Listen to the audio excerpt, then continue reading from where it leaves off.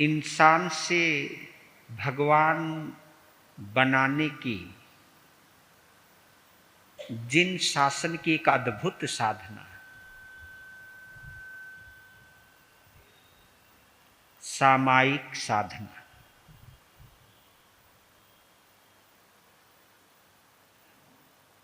जिन्होंने जैन घरानों में जन्म लिया है, शायद इस शब्द से वो हमेशा से परिचित रहते हैं,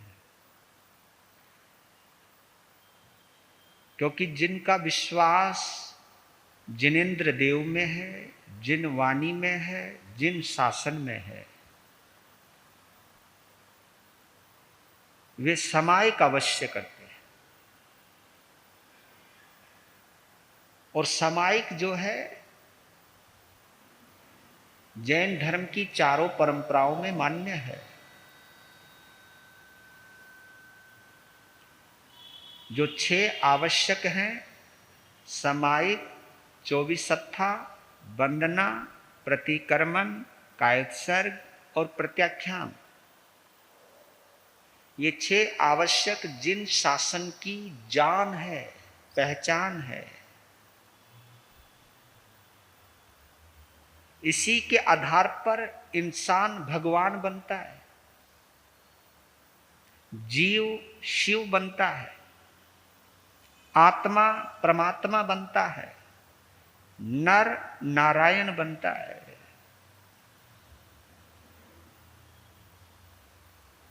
यही साधना है जो हमें अहम से अहंकार की, अहम से अरहम की ओर लेकर के जाती है। क्योंकि जहां अहम होगा वहां वहम जरूर होगा। वहम समझ गया? ये जितने भी डाउट्स होते हैं, कहते हैं ना सब चीज का इलाज हो सकता है, आदमी के वहम का इलाज नहीं हो सकता। लेकिन सामायिक एक ऐसी साधना है जहां वहम का इलाज हो जाता है। और सामायिक करते वक्त अगर वहम है तो इसका मतलब अभी सामायिक में रस नहीं आया है। सामायिक के परिधानों ने शरीर को छुआ है, सामायिक के भाव ने मन को नहीं छुआ। वो द्रव्य सामायिक है, भाव सामायिक नहीं हो पाई। तो भाव सामायिक के कुछ सूत्र हैं जो मैं संघ शास्ता गुरुदेव श्री सुदर्शन लाल जी महाराज, जिनका ये जन्म शताब्दी वर्ष चल रहा है,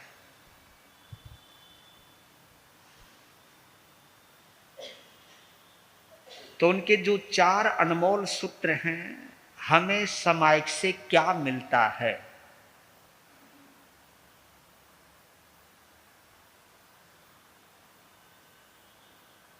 एक ऐसा दिल जो कभी किसी से नफरत नहीं करता, राइट। एक ऐसी मुस्कुराहट जो कभी फीकी नहीं पड़ती, natural smile, natural, not artificial. मुस्कुराहट भी नकली होती है, जो मुस्कुराहट दिमाग से जुड़ी होती है, जो मुस्कुराहट यहां से आती है ना। और आपको एक वहम दूर कर देता हूं, हमारे यहां ये शब्द आते हैं कि हास्य रति रति माया, ये जो भी 9 कसाय बतलाए जाते हैं कि हंसना हमारे यहां अच्छा नहीं माना जाता। लेकिन आपका एक वहम निकाल देता हूं, भगवान ने हंसने पर कोई पाबंदी नहीं लगाई। हां, किसी की हंसी उड़ाने पर जरूर पाबंदी लगाई है। जो कुटिल हंसते हो ना, कुटिल हंसी हंसते हो, उसके ऊपर पाबंदी है। जो बनावटी हंसी है ना, उस पर पाबंदी है। जो मुस्कुराहट अंदर से आती है, जो शुद्ध भाव से निर्झरित होती है, क्योंकि ये मुस्कुराहट तो स्वयं परमात्मा महावीर के चेहरे पर भी थी।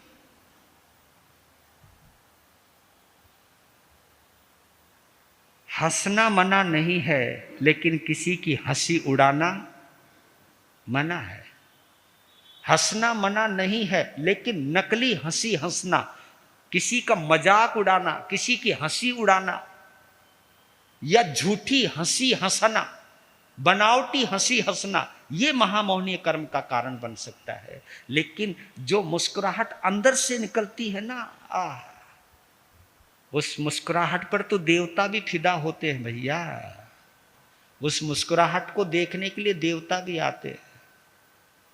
जिस मुस्कुराहट में कोई मिलावट नहीं है, और ये मुस्कुराहट हमें किससे मिलती है? समायक से मिलती है।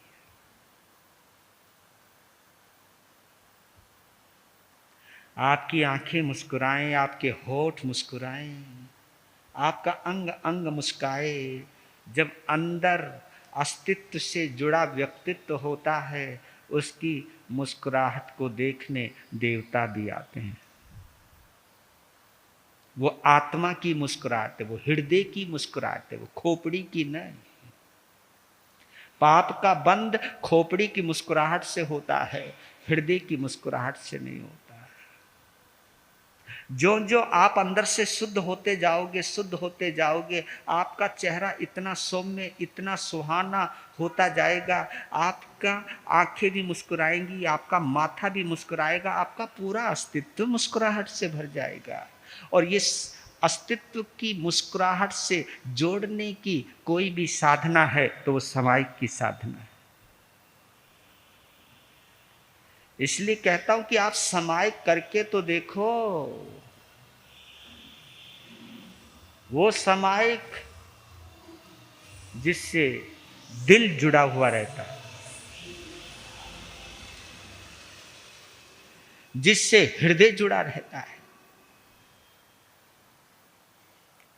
तो आज तीसरे सूत्र पे थोड़ी चर्चा करता हूं, तीसरा और चौथा। तीसरा सूत्र है एक ऐसा एहसास जो किसी को दुख नहीं देता। क्या गजब है! वह समायिक करने वालों, चाहे आप हो चाहे हम हैं, लेकिन समायिक का ये भी एक फल है, समायिक की ये भी एक विशेषता है। समायिक से ये भी एक अमृत मिलता है। ये वाला अमृत किसका? एक ऐसा एहसास। सारा खेल तो रियलाइजेशन का ही तो है भैया। एहसास यानी रियलाइज करना। रियलाइज करने वाला ही रिलीजन से जुड़ता है। क्योंकि आपको बतला देता हूं, हार्ट में और माइंड में एक ही फर्क है। माइंड जो है वो रिवाइज करता है, माइंड जो है वो रिवाइज करता है, हार्ट जो है वो रियलाइज करता है।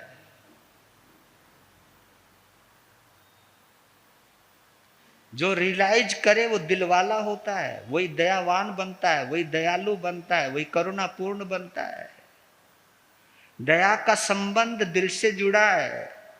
और जिसको हम कहते हैं ना वो बहुत बड़ा दिलवाला है। जो दिलवाला होता है ना वो हिसाब किताब नहीं लगाता, क्योंकि वो दिलवाला है। और जो दिमाग वाला है ना वो हिसाब किताब जरूर लगाता है। वो ये सोचता है कि मैंने इतना समय यहाँ स्पेंड किया है तो इसका फायदा क्या हुआ मुझे। मैंने अगर इसकी इतनी सहायता करी है तो इसका मुझे बेनिफिट क्या मिलेगा। यानी जो हिसाब किताब लगा करके कुछ किया जाए, बेशक से वो दया का भी काम क्यों ना हो, लेकिन जो कंडीशनल वर्क है आपका, जो भी कंडीशनल कार्य है आपका, कंडीशनल काम जो भी होगा वो माइंड से होगा। और जो भी अनकंडीशनल होगा वो किससे होगा? वो हार्ट से होगा। बुद्धि को हम वाइज भी कहते हैं, वाइज। वाइज के साथ रिवाइज। जो भी तुमने पाठ याद किया है ना, इसको तुम्हें बार बार क्या करना पड़ता है? रिवाइज करना पड़ता है। जो भी तुमने कला सीखी है उसको रिवाइज करना पड़ता है, उसको प्रैक्टिस में लाना पड़ता है, उसका रोज अभ्यास करना पड़ता है, तब जाकर के आप उसमें परफेक्ट हो पाते हो। आपका परफेक्शन आपके प्रैक्टिस के ऊपर टिका हुआ है। हर चीज आपको याद रखनी पड़ती है, लेकिन कुछ चीज हो ऐसी भी होती हैं जिनको याद रखने की कोई जरूरत नहीं है। जो याद रखे वो माइंड होता है वो, लेकिन जो सभी को अपने पास रखे एक अच्छे एहसास के साथ, वो हृदय होता है। और ये सुंदर एहसास अगर किसी से मिलता है तो उसका नाम है सामायिक, है ना। वैसे अचरज की बात कि अरिहंत के उपासक होकर के भी हम चिंता में रहते हैं। ये गौर करने वाली बात है हमारे लिए भी और आपके लिए भी। क्या बोला मैंने अभी? अरिहंत किसको कहते हैं? जिससे किसी प्रकार की कोई चिंता नहीं। चिंता क्यों नहीं? क्योंकि उनका कोई दुश्मन नहीं। और दुश्मन क्यों नहीं? क्योंकि उनमें राग और द्वेष नहीं। तो कितना सीधा फंडा है, कोई उलझन है ही नहीं।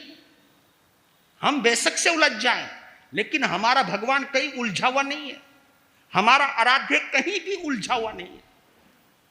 उसको लेकर के हम बेशक से उलझ जाए। हम लोग अरिहंतों को लेकर के उलझे हुए हैं। कोई आगमों के लिए, कोई परमात्मा की प्रतिमाओं के लिए, किसी न किसी बात के लिए, और तो और कोई क्रियाओं के लिए, कोई साधना के पहलुओं के लिए। एक बात कहूं, बुरा ना मानो, जिन्हें उलझने का चस्का पड़ जाता है ना, वो कहीं पर भी उलझ जाएगा। जिसे ये भी एक चस्का होता है। हाँ, कभी तुम सोचते हो, कईयों को मजा आता है, कईयों की ऐसी मानसिकता रहती है कि काम अगर शांति से चल रहा हो तो चलने नहीं देते, अड़ंगी जरूर लगाएंगे बिना मतलब।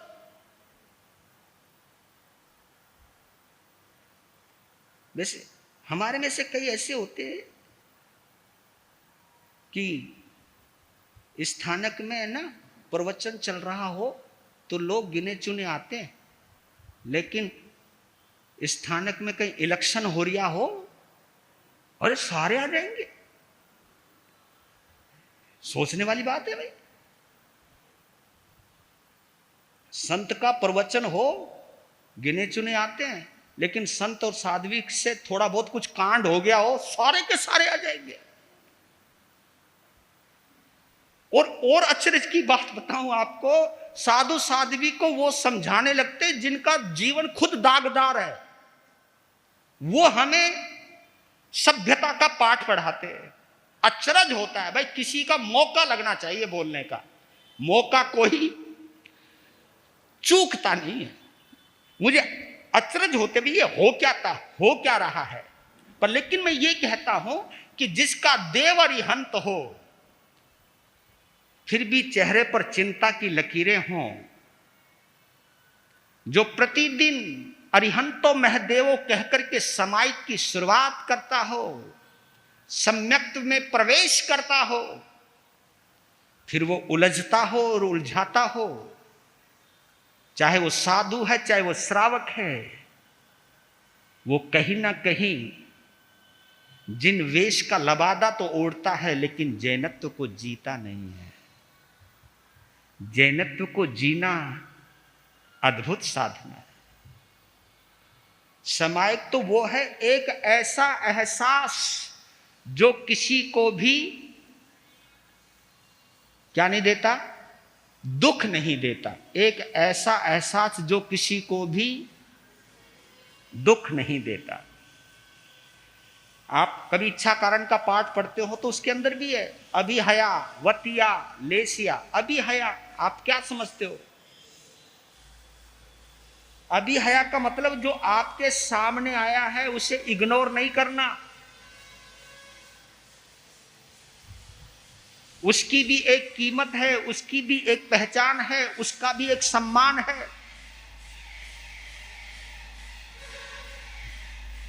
हाँ।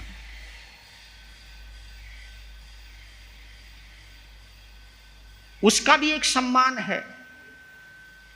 आप कभी देखना, हम घर में सोफे पर बैठे रहते, टीवी चलता रहता है या मोबाइल पर हम कुछ ना कुछ गेम खेलते रहते, मोबाइल करते रहते हैं या कुछ ना कुछ करते रहते हैं। सामने घर में माँ बाप भी आ गए, कोई बड़ा भाई आ गया, और हम उन्हें देख करके भी अनदेखा करते। ये अभी हया है। किसी का अनादर करना। और हमारे यहां तो संत परंपरा में तो दंड प्रायश्चित का विधान है कि कोई बड़ा आए और छोटा बैठा रहे तो उसे दंड आता है। आप मेरे से उम्र में इतना बड़ा हैं, उम्र में बड़े हैं मेरे से वो, लेकिन क्या गजब की विनम्रता है। मैं तो कभी कभी कहता हूं कि भाई ऐसा मत क्या करो, लेकिन ये संस्कार हैं पुराने, और ये पहले हमारी भारतीय परंपरा में संस्कार होता था। और इस संस्कार की कमी से एक चीज नई हुई हमारी समाज में, आपका ध्यान खींचना चाहता हूं। आजकल घरों में डॉगी पालने लग गए। बताओ क्यों? क्योंकि आदमी तो आते नहीं। जब कोई आदमी बाहर से घर में आता है, कोई आता नहीं, कोई दरवाजा खोल के नहीं आता, कोई बैठा हुआ उठ के नहीं आता, एक बेचारा वही है, चू चू चू चू चू, आपकी टांगों से लिपट जाता है, चिपट जाता है ना। आपको ऐसा लगता है यार चलो थकावट तो मिट गई, कोई तो है जो मेरे आने के बाद खुश हुआ है।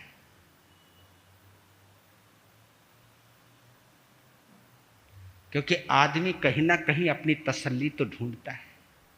पहले घरों में डॉगी नहीं पाले जाते थे, क्योंकि पहले कोई नया मेहमान या कोई भी बाहर से आता था तो उसका वेलकम किया जाता था, मुस्कुराहट, सब बाहर आ जाते थे।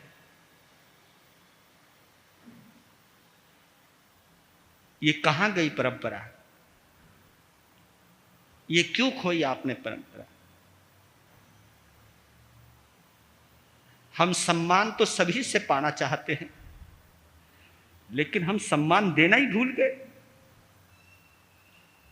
अरे समायक तो बाद में कर लेना, पहले सम्मान देने की कला सीखिए आप।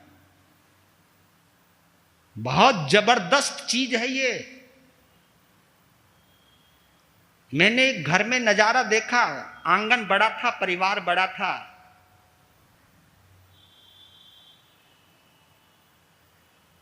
घर में बहुत सारे बच्चे थे, सब खेलने में मस्त थे।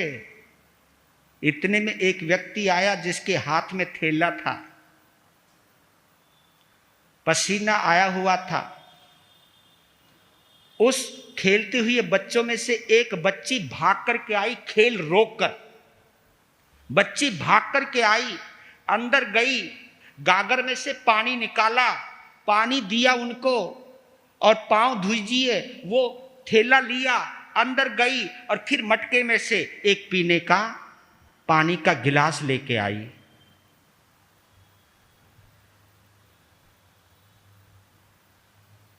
पंद्रह मिनट के बाद एक और व्यक्ति आया, फिर उसने वही काम किया। बच्चे सभी खेल रहे हैं, लेकिन उन बच्चों में से केवल एक बच्ची ही ऐसी है जो जानती है कि कौन आया है और मुझको क्या करना चाहिए। ऐसे वक्त में जो व्यक्ति अपने खेल को भूलकर कर्तव्य को याद रखता है, केवल उसने बहुत समय नहीं गुजारा, केवल 2 मिनट में 8 घंटे मेहनत करके आने वाले व्यक्ति की सारी थकावट है आपके पास ऐसा? अरे कई घर तो ऐसे होते जहां हमें रोटी रसोईया देता है,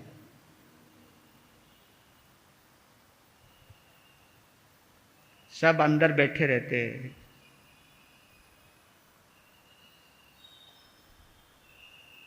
आप सोचिए जरा, हम कहां जा रहे हैं, हम कर क्या रहे हैं। और इच्छा कारण का पाठ पढ़ने का मतलब क्या रह गया। इच्छा कारण का पाठ अगर तुम गहराई में डूब जाओ ना, एक साधु दूसरे साधु की सम्मान करना भूल गया। साधुओं को भी डर लगता है उस स्थानक में वो संत रुका हुआ है, मैं जाऊं या ना जाऊं।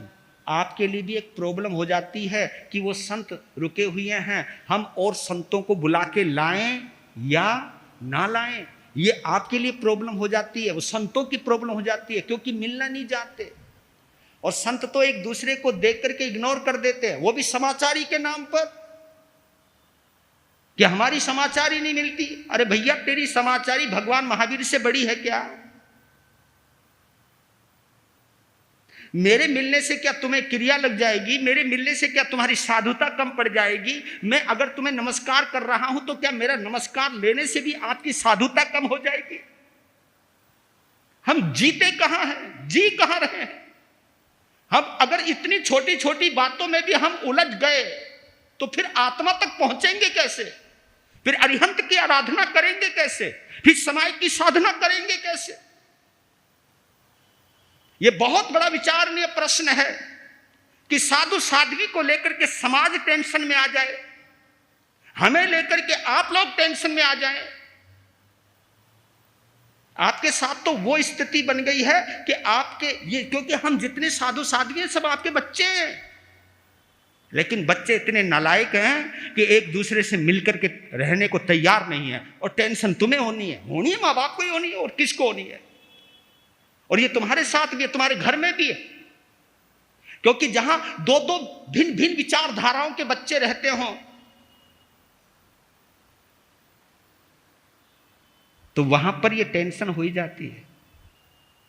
कितनी सुंदर व्यवस्था होती। मैं ये कहता हूं कि ये एक राजा ने एक गुरु महाराज से, एक आचार्य से प्रश्न किया कि मेरे पास तीन समझदार और बहुत बुद्धिमान मंत्री हैं, लेकिन उसके बावजूद भी मेरा राज्य, मेरा खजाना और मेरा राज्य का अस्तित्व खतरे में पड़ा हुआ है। मैं आगे नहीं बढ़ पा रहा हूं, बल्कि पीछे आ गया हूं। तीन बड़े समझदार बुद्धिमान मंत्री है मेरे पास, लेकिन फला देश के राजा के पास एक ही मंत्री है और उसकी बुद्धि भी बहुत सामान्य है, लेकिन वो आगे बढ़ रहा है। मैं 3 बुद्धिमान मंत्रियों की वजह से पीछे क्यों, वो एक सामान्य मंत्री की वजह से आगे क्यों? आचार्य ने एक ही जवाब दिया कि तेरे मंत्री में और उन मंत्रियों में इतना फर्क है क्योंकि तीनों ही बुद्धिमान हैं। उनका मतलब उनका वो तीनों ही बुद्धिमान हैं और तीनों ये साबित कर रहे हैं कि मैं इससे बढ़िया हूं, मैं इससे बढ़िया हूं, मैं इससे बढ़िया हूं। वो अपने आप को साबित करने के चक्कर में एक दूसरे की टांग खींच रहे हैं। वो राज्य की नहीं सोच रहे, वो अपने आप को प्रस्तुत करने के लिए, अपनी प्रतिभा को दिखाने के लिए, और वो भी एक दूसरे को नीचा दिखा करके। और जो दूसरे देश का मंत्री है, राजा को इतना भरोसा है, वो सामान्य बुद्धि का होते हुए भी, क्योंकि सबको सभी को लेकर के साथ में चलता है, इसलिए वो आगे बढ़ रहे हैं। हमारे जिन शासन के अंदर एक से एक बढ़कर साधु साध्वी है, कोई कम नहीं है। ये बड़ी मेहरबानी है जिन शासन की एक से एक प्रतिभाशाली साधु साध्वी है, एक से एक महान क्रिया के धारी साधु साध्वी है, एक से एक विद्वान साधु साध्वी हैं। लेकिन उसके बावजूद भी अगर हमारे समाज का अस्तित्व खतरे में है तो जरूर कुछ ना कुछ है कमी, जिसकी वजह से हम आगे नहीं बढ़ रहे। क्या कमी है? क्योंकि हर साधु साध्वी अपने को प्रोजेक्ट कर रहा है, हर साधु साध्वी अपने आप को साबित करने पर जुटा हुआ है। इसकी वजह से ये जिन शासन लगातार धीरे धीरे पीछे हटता जा रहा है।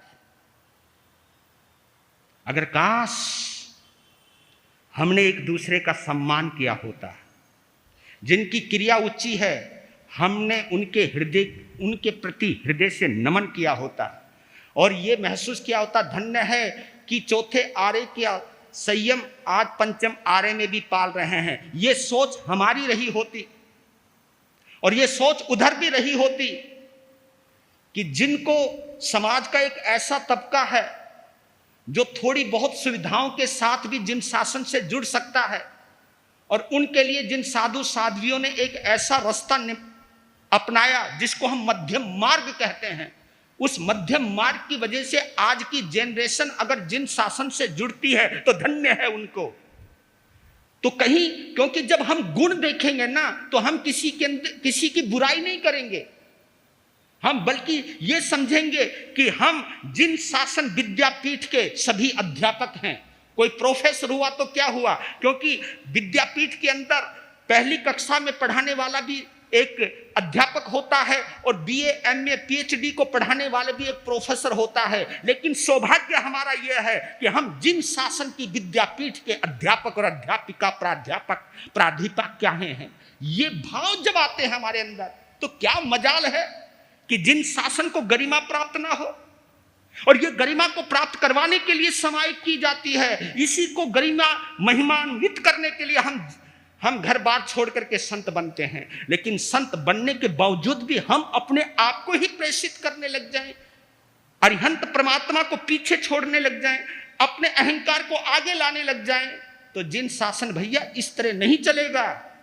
जिन शासन सौहार्द से चलता है, जिन शासन सहिष्णुता से चलता है, जिन शासन प्रेम से चलता है, जिन शासन गुणग्राही दृष्टि से चलता है, और ये गुणग्राही दृष्टि साधु साधियों में भी होनी चाहिए, और यही गुणग्राही दृष्टि श्रावक और श्राविकाओं में भी होनी चाहिए।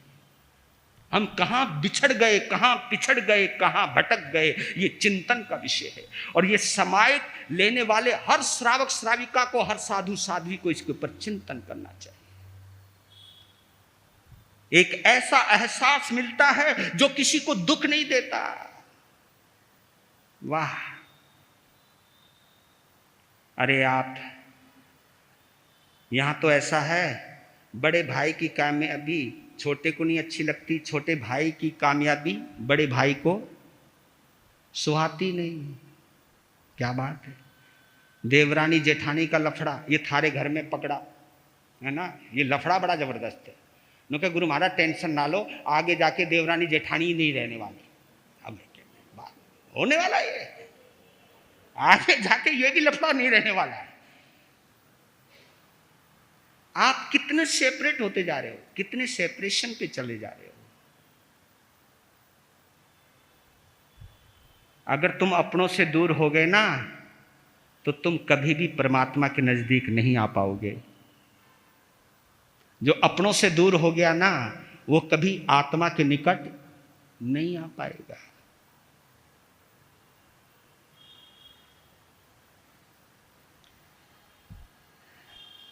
समय हो रहा है पर लेकिन और कुछ समझाना चाहता हूं।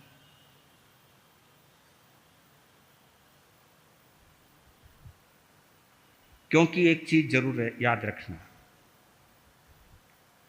मैंने एक विचारक के विचार पढ़े, उसका नाम तो मुझे नहीं पता, लेकिन उसने गजब ढा दिया। क्या लिखा? No poison can kill a positive thinker.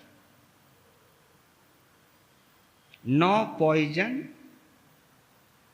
Can kill a positive thinker and no medicine can cure a negative thinker। इस दुनिया में ऐसा कोई जहर है ही नहीं, ऐसा कोई जहर है ही नहीं कि सकारात्मक सोच रखने वाले को मार सके। बनाई नहीं जी, ऐसा जहर ही नहीं बना। No poison can kill a positive thinker. जिसकी थिंकिंग पॉजिटिव है ना उसको मारने के लिए कोई जहर नहीं बना, इसलिए नीलकंठ महादेव कहलाए। आज क्या है? महाशिवरात्रि। शिवरात्रि है, या आप सोचिए शिव की एक पहचान है कि जब समुद्र का मंथन हुआ तो अमृत भी मिला और जहर भी मिला, विष भी मिला, अमृत को पीने के लिए सब पहुंच गए, क्योंकि समुद्र का मंथन कोई अकेले ने, देवताओं ने तो किया नहीं था, क्योंकि समुद्र का मंथन तो देवताओं ने और दानवों ने दोनों ने मिलके किया था। और जब अमृत आया तो देवता बोले हम लेंगे, दानव बोले वाह भाई वाह, भाई जितनी मेहनत तुमने करी है उतनी मेहनत हमने भी तो की है, शेषनाग की पूंछ हमने भी तो पकड़ी अगर तुमने मुंह पकड़ा है तो।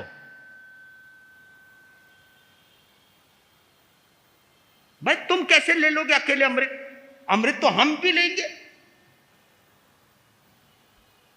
कोई व्यवस्था रही होगी, क्या करे। और ये कंडीशन और जुड़ गई कि जब तक कोई जहर नहीं पिएगा तब तक कोई अमृत भी नहीं पी सकता, जहर पीना जरूरी है। जहर का प्याला दानवों के पास गया, उन्होंने बोला यार जहर पीने के लिए इतनी मेहनत करी थी हमने। अब जहर का प्याला देवताओं के पास गया, देवताओं ने भी कहा हमने इतना पसीना जो बहाया है, इतनी जो मेहनत करी है, इसके लिए नहीं अमृत। अरे भैया अमृत तो बाद में मिलेगा, पहले जहर तो पी लो। जहर कोई और पियो भाई। अरे सारे मना कर गए। आखिर बच्चों ने सोचा, देवी देवताओं ने सोचा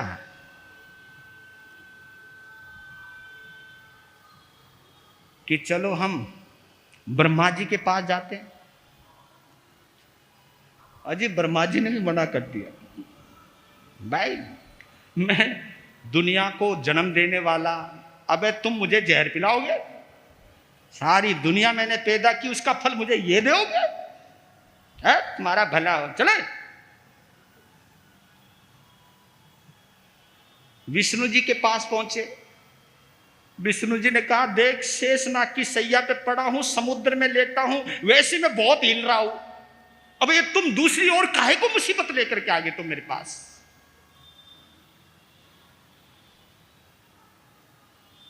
पिएगा कौन? सबने निर्णय किया, क्योंकि अभी एक ही बच्चों है देव, अन्य महादेव तो बाद में बनो, महादेव तो बाद में बनो। कब बनो? जब जहर पिया। हाँ, उससे पहले तो वो देव थे। महादेव तो तब बने जब उन्होंने जहर पिया। जब सब गए, कहा कि जी थम मना ना करियो, क्योंकि अब कोई नहीं बचा, हमें जहर तो पीनो ही पड़ेगा। तो शिव जी ने सोचा कोई बात नहीं, जिसे कोई कर ना सका वो काम हम और दिल से करेंगे। तुम सब अमृत पियो, हम जहर पिएंगे। जहर पिया और इतने तरीके से पिया। क्या तरीका था? ना जहर को मुंह में रखा, ना जहर को पेट में जाने दिया, जहर को कंठ में रखा। तब नाम पड़ा उनका नीलकंठ महादेव। मेरे बंधुओं, घर को बचा के रखने के लिए जो अपमान का जहर पीते हैं, जो रिश्तों को बचाने के लिए अपमान का गरल पीते हैं, वो अद्भुत अद्भुत होते हैं। और जो अपने स्वार्थ के लिए एक प्रेम प्यार से भरे हुए परिवार में भी आग लगा देते हैं, वो चाहे कितनी भी समाई कर लें, कितनी भी प्रतिक्रमण कर लें और कितने ही हम साधु बन जाएं, तो भी हमारा कल्याण होने वाला नहीं है।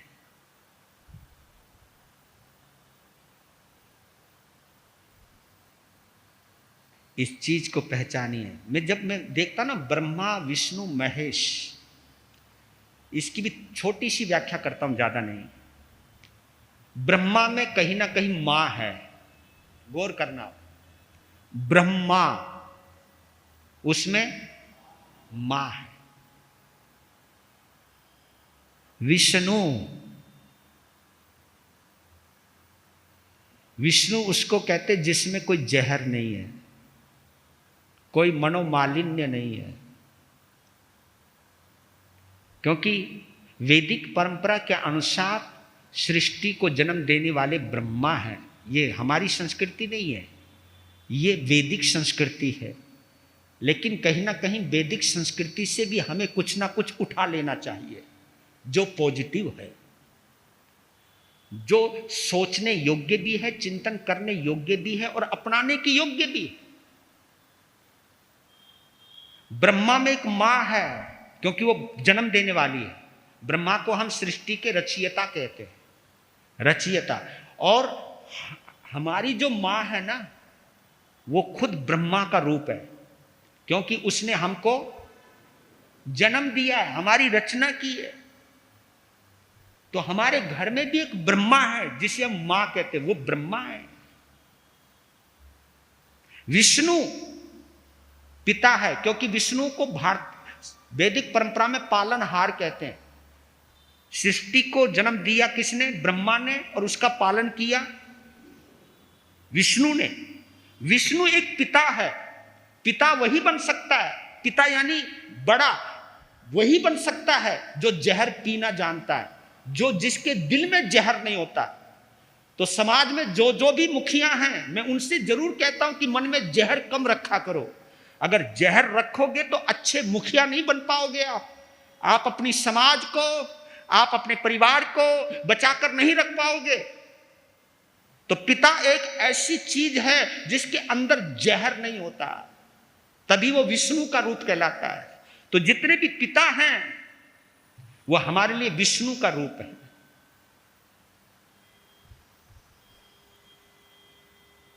महेश, जिनको हम शिव कहते हैं, गौर करना, शिव की आकृति और प्रकृति को जरा इग्नोर करना, जरा इमेजिन करना। चंद्रमा भी है, नाग भी है, और सारे शरीर पर राख भी लिपटी है। ये क्या चीज?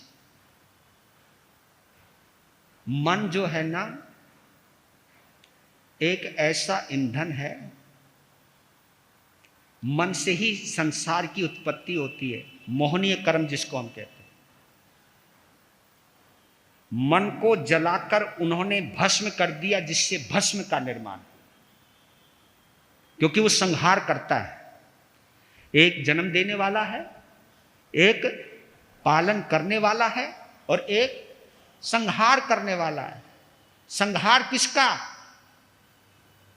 मैत्री भाव का नहीं, संहार किया है उन्होंने मन और मोहनीय कर्म का, और भस्म बना दी।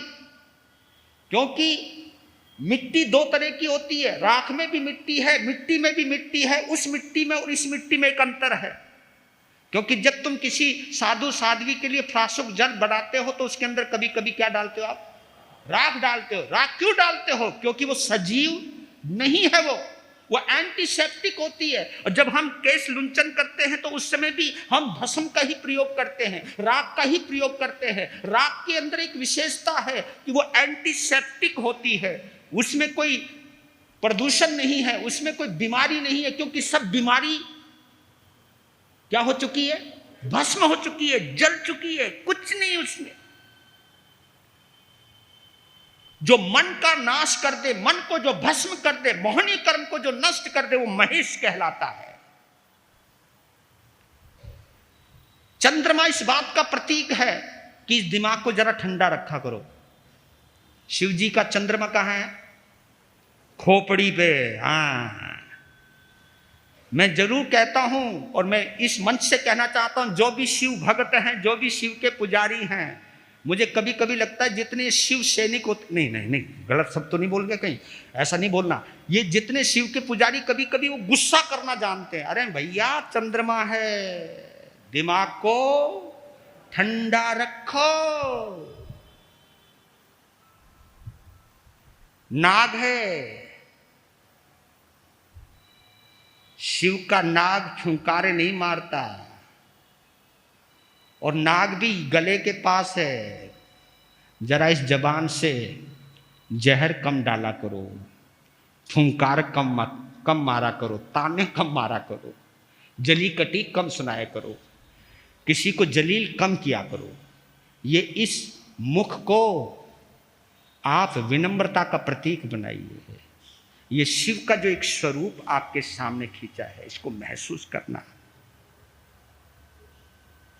शिवरात्रि जरूरी नहीं है कि वैदिक परंपरा वाले मनाएं। शिवरात्रि तो हम भी मना सकते हैं, क्योंकि हमारे यहां आत्मा को शिव कहते हैं, परमात्मा को भी शिव कहते हैं। और वर्तमान में श्रवण संघ का चौथा आचार्य भी हमारा शिव है। इस शिव ने भी बहुत जहर पिया रे।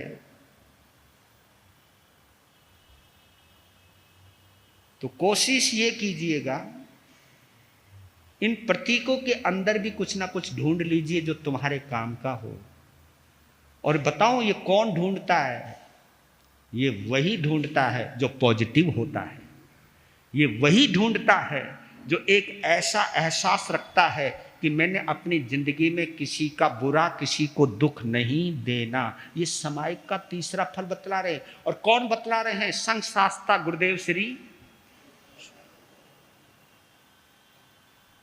मैंने उनकी ये 4 पंक्तियां पढ़ी, मैं सोचता चला गया उनके क्या अनुभव के सूत्र लेकर के आए। वो एक ऐसा एहसास जो किसी को दुख नहीं देता, और एक ऐसा रिश्ता जो कभी खत्म नहीं होता। क्या समझे इसका? समायिक से हमें उस रिश्ते का पता चलता है जो रिश्ता कभी खत्म नहीं होता। शरीर के रिश्ते बनते भी हैं, बिगड़ते भी हैं, है ना? शरीर के रिश्ते बनते भी हैं, बिगड़ते भी हैं। और इस शरीर के रिश्ते जो इस जन्म में है, ये जरूरी नहीं वो रिश्ते अगले जन्म में हो। ये शरीर के रिश्ते टूटते हैं, बनते हैं, बिगड़ते हैं, लेकिन एक रिश्ता है आत्मा का और परमात्मा का जो कभी खत्म नहीं होता। इस रिश्ते का पता हमें समायिक से चलता है। मेरे बंधुओं, समायिक एक अनमोल निधि है आपके पास, अद्भुत करिश्मा है ये। आप ये मत समझना आए वही। मैंने बोला था ना एक दिन, आपकी समायिक आपके बैग में रहती है। प्लीज बैग में मत रखो, इसको अंदर रखो। नहीं तो आदमी आते हैं फटाफट 48 मिनट 9वें बरस समायिक के विषय जे कोई 3-4 लाग गया होते में आना हैं 10 मन के 10 वचन के 12 का एक। इन 32 दोषों में जो कोई पाप दोष लाग गया हो 10 मिच्छामि दुक्कडम। तूने वो काम क्यों नहीं किया हैं? और मैंने ये काम बोला था, तुझे तेरी हिम्मत कैसे हुई ये काम करने की, या ऐसा काम नहीं करने की? अभी तो समाज भी पूरी नहीं करी ढंग से, अभी तो थैला हाथ में ही है, थैला टांगा भी नहीं। तुमने किसी और को टांगना शुरू कर दिया। अरे कम से कम उस थैले को घर तक तो टांगने दो, तब तक तो शांति रख लो। लेकिन नहीं, आदमी इतना बेचैन रहता, कई बार तो ये कह देता बस मेरी समायिक आने दे। अरे तेरी समायिक तो आने दे, क्या खत्म ही हो चुकी, आएगी क्या? रहने दे, जो कुछ करना तो कर ही ले। दूसरे को तो तूने ड्राई दिया, उसको भी पता चल गया कि समायिक आने दे, उसके बाद मेरी मुसीबत आने वाली है। तुम्हारी समायिक कब आएगी नहीं आएगी मैं नहीं जानता हूं, लेकिन दूसरे की समता तो चली गई। दूसरे को तो आपने डर में डाल दिया। समय हो गया आपका आज। कोई बात नहीं, आज शिवरात्रि का मजा लिया है, आनंद लिया है। इतना जरूर कहता हूं, इस रिश्ते को संभाल के रखना। शरीर का नहीं, आत्मा का रिश्ता। जगत में चिंता मिटी उसी की जो तेरे चरणों में आ गया है। ये चित्त और चेतना का संबंध बन जाए, ये आत्मा परमात्मा का संबंध बन जाए। समायिक है चित्त को चेतना से जोड़ना। वीर नाम के हीरे मोती, गुरु नाम के हीरे मोती, मैं बिखराऊं गली गली, ले लो रे कोई राम का प्यारा, शोर मचाऊं गली गली, ले लो रे कोई गुरु का प्यारा, शोर मचाऊं गली गली। दौलत के दीवानों सुन लो, एक दिन ऐसा आएगा, धन दौलत और महल खजाना यहीं पड़ा रह जाएगा। हो धन दौलत और महल खजाना यहीं पड़ा रह जाएगा। सुंदर काया मिट्टी बनेगी, सुंदर काया मिट्टी बनेगी, चर्चा होगी गली गली, ले लो रे कोई राम का प्यारा, शोर मचाऊं गली गली, ले लो रे कोई गुरु का प्यारा, शोर मचाऊं। जिसने ये सब मोती लूटे वो तो